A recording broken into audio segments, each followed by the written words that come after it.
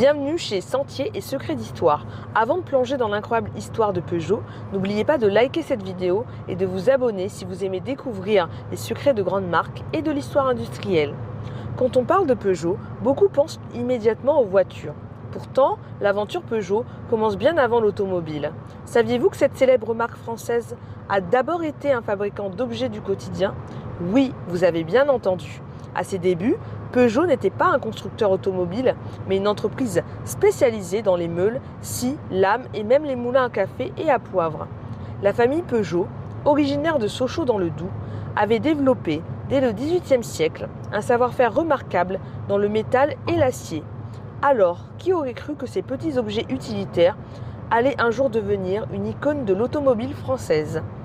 Au XIXe siècle, la marque se diversifie. Avec l'industrialisation et l'essor des machines à vapeur, Peugeot se met à fabriquer des vélos, une activité qui va profondément marquer l'entreprise. C'est à partir de là que Peugeot commence à s'intéresser aux machines motorisées, posant les bases de sa future aventure automobile. D'ailleurs, petite question pour vous, qui parmi vous possède aujourd'hui un vélo Peugeot ou a déjà croisé un ancien modèle?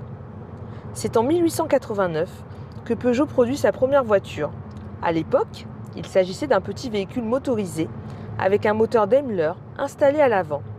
L'automobile est alors un monde nouveau, presque expérimental, et Peugeot se distingue rapidement par sa capacité à innover et à produire des véhicules fiables. Les premières années ne sont pas faciles, mais la marque s'impose peu à peu comme un acteur majeur de l'industrie automobile en France et même en Europe. Mais Peugeot ne s'est pas arrêté aux voitures.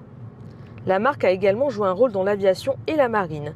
Durant les années 1910 et 1920, Peugeot développe des moteurs d'avion, contribuant aux premiers progrès de l'aviation française. Ces moteurs étaient utilisés dans des avions militaires et civils, montrant une fois de plus la capacité de Peugeot à diversifier son savoir-faire technique. Et ce n'est pas tout.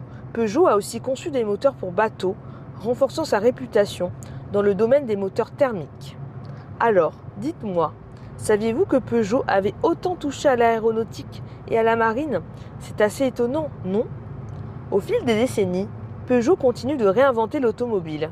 Dans les années 1930 et 1940, la marque produit des modèles emblématiques qui combinent style, robustesse et innovation mécanique.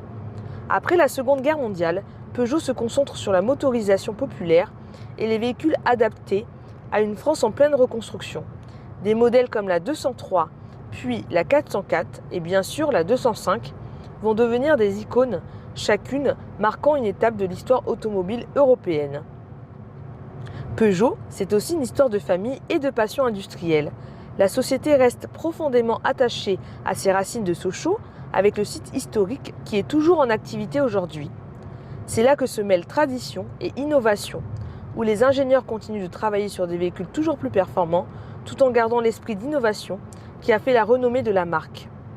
Alors pourquoi cette entreprise a-t-elle réussi à travers plus de 2 siècles d'histoire?